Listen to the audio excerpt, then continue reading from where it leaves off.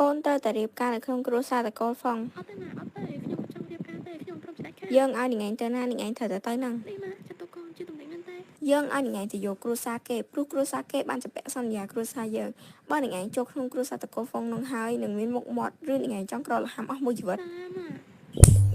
យ៉ាងម៉េចសំដីយើងឯងលេងស្ដាប់ហ៎ឯងដោះស្លាប់ហើយមែន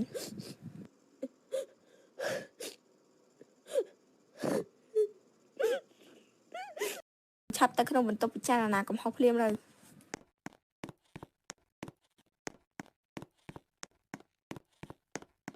កុំសង្ឃឹមបើឯងមិនព្រមឬការកុំសង្ឃឹមតែបានចេញទៅណាឲ្យសោះ